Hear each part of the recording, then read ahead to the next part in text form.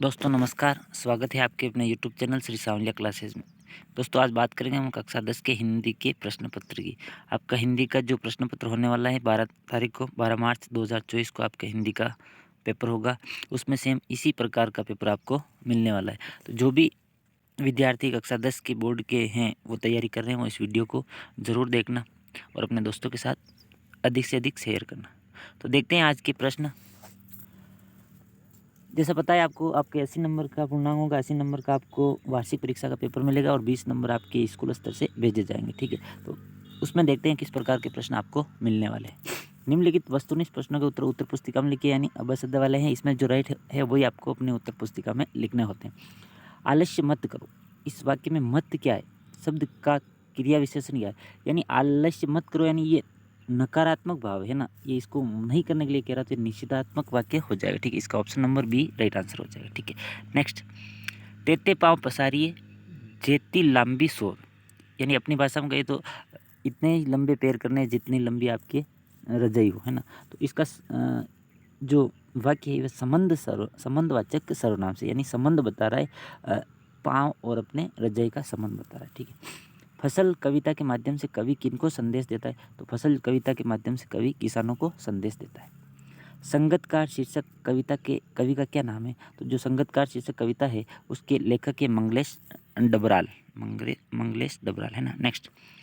आत्मकथ्य कविता में कवि ने स्वयं की तुलना किससे की, तो थके पथिक से की। किससे की थी, थके हुए पथिक से। ठीक, तो ऑप्शन नंबर 1 हमारा राइट आंसर हो जाएगा।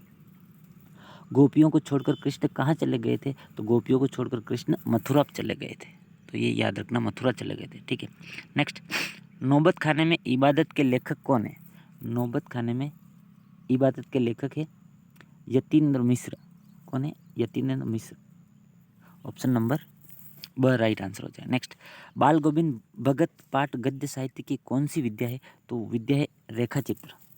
गुरुत्वाकर्षण के सिद्धांत, ये साइंस का क्वेश्चन है, न्यूटन ने की थी। गुरुत्वाकर्षण का जो सिद्धांत दिया था न्यूटन ने दिया था। ठीक है, नेक्स्ट। मूर्ति में क्या कमी थी, जो मूर्ति थी उसमें चश्मा नहीं था। क्या कमी थी, उसमें चश्मा नहीं था। तो ऑप्शन नंबर डी हमारा राइट आंसर हो जाएगा। नेक्स्ट। बचपन में लेखक अपने पिताजी के साथ कौन सा खेल खेलते थे, तो बचपन में लेखक अपने पिताजी के साथ कुश्ती का खेल खेलते थे। तो option number D right answer हो जाएगा। नेक्स्ट। कतोंग में सुबह आंख खुलते ही लेखिका बालकनी की ओर क्यों दौड़ी, क्योंकि कंचनजंगा को देखने के लिए बालकनी की ओर लेखिका दौड़ी थी। ठीक है, ये तो थे अबसद वाले। अब आते हैं अपने रिक्त स्थान वाले। अविकारी शब्द ही क्या कहलाते हैं, तो जो अविकारी शब्द होते हैं उनको क्या कहते हैं, अवयव शब्द कहते हैं। जो लिंग और वचन के साथ उनका कोई परिवर्तन नहीं होता, वो अवयव शब्द अविकारी शब्द कहलाते हैं। सर्वनाम कितने प्रकार के होते हैं, तो सबको पता है 6 प्रकार के सर्वनाम होते हैं। ऐसे शब्द जो संज्ञा व सर्वनाम की विशेषता बताते हैं उनको क्या कहते हैं, विशेषण कहते हैं। तो विशेषण आप याद रखना। नेक्स्ट, अगला क्वेश्चन। जिस क्रिया का प्रयोग आज्ञा, अनुमति और प्रार्थना आदि के लिए किया जाता है उसको आज्ञार्थक वाक्य कहलाता है। वो क्या कहलाते हैं, आज्ञार्थक। आज्ञा दे रहे ना, तो वो आज्ञार्थक वाक्य कहलाए। वे प्रत्यय जो संज्ञा के अंत में जुड़ते हैं उनको तद्धित प्रत्यय कहते हैं।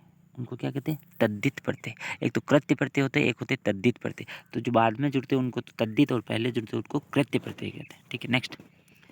सामासिक शब्दों के बीच के संबंध को स्पष्ट करना क्या कहलाता है, समास विग्रह। अपन समास विग्रह करते हैं, वो सामासिक शब्दों का संबंध बताता है। ठीक है, नेक्स्ट अगला क्वेश्चन। अगला क्वेश्चन। निम्नलिखित अपठित गद्यांश को पढ़कर दिए गए इस जो पद्यांश दे रखा, गद्यांश दे रखा, उसको पढ़ना है और इसके आंसर देने हैं। तो इसको पद्यांश को अपन पढ़ लेते हैं। ठीक है। क्रोध दुख के चेतन कारण के साक्षात्कार या अनुमान से उत्पन्न होता है। साक्षात्कार के समय दुख और उसके कारण के संबंध का परिज्ञान आवश्यक है। 3-4 महीने के बच्चे को कोई हाथ उठाकर मार दे तो उसने हाथ उठाते तो देखा, पर वह अपनी पीड़ा और उस हाथ से क्या संबंध है यह वह नहीं जानता है। अतः वह केवल रोकर अपना दुख मात्र प्रकट कर देता है। दुख के कारण की स्पष्ट धारणा के बिना क्रोध का उदय नहीं होता है। दुख के संज्ञान कारणों पर प्रबल प्रभाव डालने में प्रवृत्त करवाने वाला मनोविकार होने के कारण क्रोध का आविर्भाव बहुत पहले देखा जाता है। शिशु अपनी माता की आकृति से परिचित हो जाने पर जो ही यह जान लेता है कि दूध इसी से मिलता है, भूखा होने पर वह उसे देखते ही रोने में कुछ क्रोध का आभास देने लगता है। सामाजिक जीवन में क्रोध की जरूरत बराबर पड़ती है। यदि क्रोध न हो तो मनुष्य दूसरों के द्वारा पहुंचाई जाने वाले बहुत कष्टों की चिरनिवृत्ति का उपाय न कर सके। कोई मनुष्य किसी दुष्ट के नित्य 2-4 प्रहार सहता है, यदि उसमें क्रोध का विकास नहीं हुआ है तो वह केवल आह ऊ करेगा। भयभीत होकर प्राणी अपनी रक्षा कभी कभी कर लेता है, पर समाज में इस प्रकार प्राप्त दुख निर्वर्ती चिरस्थायी नहीं होती है। हमारे कहने का अभिप्राय यह है कि क्रोध करने वाले के मन में सदा भावी कष्ट बचने का उद्देश्य रहता है। ठीक है, तो ये था हमारा गद्यांश, इसको पढ़ा अपन ने, अब इसके आंसर देना है। ठीक है, प्रस्तुत गद्यांश का उचित शीर्षक क्या है, तो ये प्रश्न तो आपको पूछेगा ही, जो गद्यांश देगा उसका शीर्षक क्या है, तो यहाँ पे शीर्षक है क्रोध का महत्व। क्रोध का हमारे जीवन में क्या महत्व है। ठीक है, नेक्स्ट, क्रोध का उदय किसकी स्पष्ट धारणा के बिना नहीं होता है, तो दुख के कारण की स्पष्ट धारणा के बिना नहीं होता है। ठीक है, दुख होगा तो क्रोध आएगा। ठीक है, नेक्स्ट, किसमें क्रोध की जरूरत नहीं पड़ती, सामाजिक जीवन में क्रोध की जरूरत नहीं पड़ती। बच्चा अपना दुख कैसे प्रकट करेगा, तो बच्चा दुख प्रकट करने के लिए रोएगा, रोकर। ठीक है, नेक्स्ट, मनुष्य यदि क्रोध नहीं करे तो क्या होगा, मनुष्य दूसरों के द्वारा पहुंचाए जाने वाले बहुत से कष्टों का चिरवर्ती उपाय नहीं कर पाएगा। ठीक है, जड़ शब्द का विपरीत जड़ का होता है चेतन, जड़ का विलोम शब्द क्या होता है, चेतन होता है। ठीक है, नेक्स्ट, अगला क्वेश्चन, ये था गद्यांश, इसको पढ़कर अपन को आंसर देना है। फिर आता है ये पद्यांश, इसको भी पढ़कर आपको आंसर देना है। ये पद्यांश दे रखा है, पंचवटी की छाया में सुंदर पर्ण कुटीर बना, उसके सम्मुख स्वच्छ शिला पर धीर वीर निर्भीक मना, जाग रहा है वह कौन सा धनुधर, जबकि भुवन भर सोता है, भोगी कुसुमा युद्ध योगी सा बना दृष्टिगत होता है। किस व्रत ने व्रती वीर यह निद्रा या त्याग किए, राजभोग के योग में विपिन बैठा आज विराग लिए, बना हुआ है प्रहरी जिसका उस कुटीर में क्या धन है, जिसकी रक्षा रत इसका तन है, मन है, जीवन है। मर्त्य लोक मालिन्य मेटने स्वामी संग जो आई हैं, तीन लोक की लक्ष्मी ने यह कुटी आज अपनाई है, वीर वंश की लाज यही है, फिर क्यों वीर न हो प्रहारी, विजन देश है निशा शेष, निशाचरी माया ठहरी। ठीक है, इसका जो प्रस्तुत पद्यांश है उसका शीर्षक क्या है, तो पंचवटी का महत्व बताया गया है। क्या बताया गया है, पंचवटी का महत्व बताया गया। ठीक है, नेक्स्ट, जबकि भुवन बर सोता, पंक्ति में भुवन क्या है, तो संपूर्ण संसार को भुवन कहा गया है। अगला क्वेश्चन, तीन लोक की लक्ष्मी ने यह, यहाँ लक्ष्मी कौन है, लक्ष्मी किसे कहा गया है, तो यहाँ पर लक्ष्मी कहा गया है राम की पत्नी सीता को। ठीक है, भगवान श्री राम की पत्नी सीता को लक्ष्मी कहा गया। ठीक है, नेक्स्ट, विजन देश से निशा शेष, पंक्ति में विजन कौन है, तो अनहीन क्षेत्र। ठीक है, जनहीन क्षेत्र है विजन। ठीक है, पंचवटी में कुटिया क्यों बनाई गई थी, क्योंकि वहाँ पर लक्ष्मण और राम सीता रहते थे इसलिए। ठीक है, जाग रहा हुआ कौन, धनुधर, धनुधर कौन था, वो लक्ष्मण। ठीक है, तो ये जो भगवान श्री राम वन में पंचवटी में जो कुटिया बना कर रहे थे उसका वर्णन इस पद्यांश में किया गया है। ठीक है, नेक्स्ट, अब आते हैं अपने किताब के क्वेश्चन। नवाब साहब खीरे की तैयारी और इस्तेमाल से थक कर लेट गए, कथन में निहित व्यंग्य को स्पष्ट कीजिए। तो नवाब साहब सबसे पहले खीरे को छिला और बाद में उस पर तौलिए पर चीरे करके रखे और फिर उन पर नमक व मिर्च छिड़क दी और बाद में उनको मुंह तक ले जाकर सूंघ कर रख दिया। ठीक है, प्रोफेसर शीला अग्रवाल की जोशीली बातों का लेखिका पर क्या प्रभाव पड़ा, प्रोफेसर शीला अग्रवाल की जोशीली बातों का लेखिका पर प्रभाव पड़ा। सबसे पहले तो वो सभी लड़कियों को लेकर रैलियां निकाली गई, बाद में चौराहे पर भाषणबाजी की गई थी।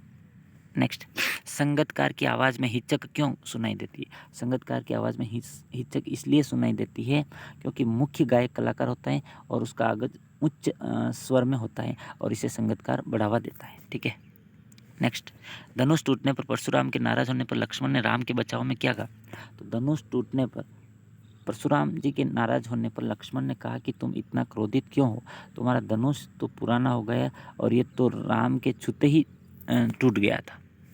नेक्स्ट, शांति और अहिंसा के प्रतीक की ये पताकाएं, इन पताकाओं का क्या महत्व है, साना साना हाथ जोड़े पाठ के आधार पर बताइए। तो शांति और अहिंसा के प्रतीक के पताका, यदि किसी व्यक्ति की मृत्यु हो जाती है तो सफ़ेद पताका लगाई जाती है, बाद में 108 पताकाएँ लगाई जाती हैं और अपने आप ही पताकाएँ फट जाती हैं और ये पताकाएँ गंगा घाट तक जाती हैं। नेक्स्ट, भोलेनाथ के पिता आटे की गोलियां बनाकर क्या करते थे, तो भोलेनाथ के पिता आटे की गोलियां बनाकर सबसे पहले उन गोलियों पर 500 बार राम नाम लिखकर उन पर लपेट देते और बाद में उन सब गोलियों को गंगा के घाट में ले जाकर मछलियों को खिला देते थे। ठीक है, तो ये प्रश्न याद रखना, इंपॉर्टेंट क्वेश्चन। अगला क्वेश्चन, राम जी की चिरी राम जी का खेत, लोकोक्ति का क्या अर्थ है, ईश्वर का ही है, यानी जो भी है वो सब ईश्वर का ही है, हम हैं तो भी हम भी ईश्वर के हैं, ठीक है। तो इसका वाक्य प्रयोग भगत जी ने जो भी था वो सब गरीबों में बांटते थे, और अगर उन्हें कोई टोकते तो वो कहते थे कि कुछ ही राम जी की चिड़ई और राम जी का खेत है, दिया भी राम ने और लिया भी राम जी ने, ठीक है। नेक्स्ट अगला ये गद्यांश है अपनी किताब का गद्यांश है, इसको पढ़कर आपको आंसर देने हैं। आग के आविष्कार में कदाचित पेट की ज्वाला की प्रेरणा एक कारण रही। सुई धागे के आविष्कार में शायद शीतोष्ण से बचने तथा शरीर को सजाने की प्रवृत्ति का विशेष हाथ रहा। अब कल्पना कीजिए कि उस आदमी की जिसका पेट भरा है, जिसका तन ढका है, लेकिन जब वह खुले आकाश के नीचे सोया हुआ रात के जगमगाते तारों को देखता तो उसको केवल इसलिए नींद नहीं आती क्योंकि जानने के लिए परेशान है आखिर यह मोती भरा थाल क्या है, और इसके अथवा में दे रखा है। दोनों में से कोई सा भी आप पढ़कर आप आसानी से कर सकते हो, ठीक है। तो अपने जो पहला वाला पढ़ा उसके आंसर दे देते हैं। पेट की ज्वाला की प्रेरणा से किसका आविष्कार हुआ, तो आग का आविष्कार हुआ। किसका आविष्कार हुआ, आग का आविष्कार हुआ, ठीक है। नेक्स्ट दूसरा, शीतोष्ण से बचने व शरीर को सजाने की प्रवृत्ति किसका हाथ रहा। शीतोष्ण से बचने और शरीर को सजाने की प्रकृति में किसका हाथ रहा, तो ये सुई और धागे का हाथ रहा, ठीक है। नेक्स्ट, आदमी रात में आकाश में क्या देखता है, जगमगाते तारे देखता है। व्यक्ति को जगमगाते तारों को देखते हुए नींद क्यों नहीं आ रही, कि वो सोच रहा है, जानने के लिए परेशान है कि आखिर ये मोती भरा थाल क्या है, ठीक है। तो ये क्वेश्चन आपको करने। फिर आता पद्यांश, इस पद्यांश को पढ़कर भी अपन को आंसर देते हैं, ठीक है। तो इसमें जो पद्यांश है उसको पढ़ लेना और इसके आंसर आप दे देना। हाथों के स्पर्श की महिमा ये करो, या गायक जब अंतरे की जटिल तानों के जंगल में खो चुका है, अपनी किताब का ही है, ठीक है। नेक्स्ट, अब बताइए लेखक के अनुसार नेताजी का चश्मा कहानी का क्या उद्देश्य है। यह कबीर पंथ मानव को किसी प्रकार जीने की प्रेरणा देता है। तो इसमें से इस वाला क्वेश्चन का आंसर करते हैं अपन। कई लोगों की देशभक्ति की अब जो कि चौराहे पर एक मूर्ति लगी हुई थी, और बाद में कैप्टन उस मूर्ति पर चश्मा लगाता है और अपना विज्ञापन और देशभक्ति दोनों ही हो जाती है, और एक दिन कैप्टन की मृत्यु हो जाती है, और बाद में छोटे बच्चों के प्रति उस मूर्ति पर सरकंडे का चश्मा लगा हुआ देखते हैं, और हवलदार हलदार सोन भी देखता है। अभी भी लोगों के प्रति देशभक्ति है और छोटे बच्चों के मन में भी देशभक्ति का मान सम्मान है, ठीक है। नेक्स्ट, आत्मकथा कविता के काव्य सौंदर्य का वर्णन करना है। आत्मकथा या अट नहीं रही कविता, दोनों में से किसी का भी करना है। तो यहाँ पर आत्मकथ्य का वर्णन किया गया है। तो क्या है, देखो, आत्मकथ्य वह है जो व्यक्ति अपने स्वयं की आत्मकथा नहीं लिख सकता है, क्योंकि आत्मकथा में अच्छी और पुरानी जो बुरी बातें होती है लिखनी पड़ती हैं, और व्यक्ति अपनी अच्छी और बुरी बातें नहीं लिख सकता है। अगर आत्मकथा में लोग अपने स्वयं को, अपने गुण और दोष लिखने पड़ते, तो व्यक्ति इन बातों का ध्यान में रखते हुए अपनी आत्मकथा को ध्यानपूर्वक देखना चाहिए। नेक्स्ट, जयशंकर प्रसाद का जीवन परिचय। जयशंकर प्रसाद का जन्म 1889 में वाराणसी गांव में हुआ था। इनका शिक्षा क्वींस कॉलेज में हुई थी, और इनकी स्थितियाँ प्रतिकूल होने के कारण इनको पढ़ाई 8वीं तक ही हो पाई थी। बाद में इन्होंने घर पर ही रहकर संस्कृत, हिंदी और फारसी का अध्ययन किया, और जीवन बहुत संघर्षमय था। इनका देहांत 1937 में हो गया था। उनकी कविताएं, उपन्यास और नाटक आदि अध्ययन क्रियाओं में कामयाबी और इनकी प्रमुख शक्ति है, ठीक है। कामयाबी इनकी प्रमुख करती है। नेक्स्ट, साना साना हाथ जोड़ी पाठ में पीड़ा और सौंदर्य का वर्णन करना है। साना साना हाथ जोड़ी पाठ में यह है कि वहाँ के हिमालय पर घूमने जाते तो देखा कि वहाँ की महिलाएं अपने पीठ के पीछे अपने बच्चों को बांधकर हथौड़े से गिट्टी तोड़ती थी, और बाद में एक संघर्षमय मार्ग बनाती थी। जितना कठिनाई का यह काम है, जितना सौंदर्य भरा हिमालय का नज़ारा दिखाई देता है, वहाँ की महिलाएं अपने हाथों से कठिन परिश्रम करती हैं, ठीक है। नेक्स्ट, अब आ गया था अपना निबंध। आपको 300 शब्दों में लगभग 3 पेज में निबंध लिखना है। कोई सा भी निबंध लिखो। 4 निबंध देंगे आपको, आतंकवाद समस्या, स्वच्छ भारत अभियान, या नखरालो राजस्थान, या मेरे सपनों का भारत। इसमें प्रस्तावना, 21वीं सदी में प्रवेश, विज्ञान, कंप्यूटर और लास्ट में उपन्यास, ये सारा आपको निबंध में लिखना पड़ता है, ठीक है। नेक्स्ट, एक आपका प्रार्थना पत्र आएगा। स्वयं को सहारनपुर निवासी रामावतार मानते हुए बड़े भाई को प्रार्थना पत्र लिखना है। तो यह स्वयं को आदर्श माध्यमिक विद्यालय डूंडला का छात्र चतुर शर्मा मानते हुए अपने प्रधानाचार्य को शैक्षिक गतिविधियों के लिए प्रार्थना पत्र लिखना है। प्रार्थना पत्र आपको आना चाहिए। प्रार्थना पत्र देख लेते हैं। सेवा में श्रीमान आदर्श माध्यमिक विद्यालय, जो भी आपको वहाँ पर एड्रेस दे रखा है वही लिखना है, विद्यालय का नाम वही लिखना है, ठीक है। विषय विद्यालय में बंद शैक्षिक गतिविधियों को सुचारू रूप से संचालित करने हैं। तो आपके विद्यालय में जो शैक्षिक गतिविधियाँ बंद है उसको सुचारू रूप से संचालन करने के लिए प्रार्थना पत्र लिखना। महोदय जी, उपरोक्त विषय में निवेदन है कि हमारे विद्यालय में शैक्षिक गतिविधियाँ सही तरह से नहीं हो पा रही हैं, और यहाँ पर गतिविधियों के साथ हमारे विद्यालय में शिक्षक भी नहीं है, और यहाँ सुचारू रूप से सुचारू रूप से क्रियाएं नहीं हो रही। अतः निवेदन है कि शैक्षिक गतिविधियों के साथ साथ हमारे विद्यालय में प्रतियोगिताएं, खेलकूद में भी शैक्षिक रूप में चालू कराने की कृपा करें। धन्यवाद। और आपका नाम प्रार्थी चतुर शर्मा। ठीक है, ये नाम आपका नहीं लिखना, जो आपके पेपर में दे रखा होता है वही नाम आपको लिखना होता है। ठीक है, फिर नेक्स्ट एक आएगा आपके विज्ञापन आएगा। विज्ञापन आप कंप्लीट कर देना। विज्ञापन बहुत सिंपल है। स्वास्थ्य विभाग की ओर से डेंगू रोग के नियंत्रण के लिए आपको विज्ञापन तैयार करना है। ठीक है, तो विज्ञापन कैसे तैयार करना देखो। डेंगू रोग, तो डेंगू रोग है तो आपको लिखना है एक तरफ तो सावधान सावधान, क्योंकि डेंगू एक भयानक बीमारी जिससे रोग बीमार हो रहे हैं, और ये लिखना डेंगू। घर के आसपास गंदगी नहीं फैलाए, विज्ञापन में लिखना। मल और जल का निवारण नहीं करना चाहिए। ठीक है, घर के पास कूड़ा करकट नहीं फैलाएं और आसपास गंदा पानी इकट्ठा नहीं होने दें। घर के आसपास अस्पताल और टीका ज़रूर लगाएं। अस्पताल में जाकर टीका ज़रूर लगाना चाहिए डेंगू रोग की रोकथाम के लिए। ठीक है, मच्छर पैदा होंगे तो मच्छर से क्या हो जाएंगे, डेंगू हो जाएगा। तो इस प्रकार दोस्तों ये हिंदी का पेपर था, अपन ने बहुत ही फास्ट तरीके से इसको देखा। आप पूरा देखना और अपने दोस्तों के साथ शेयर करना। श्री सांवलिया क्लास के यूट्यूब चैनल को ज़्यादा से ज़्यादा शेयर करना।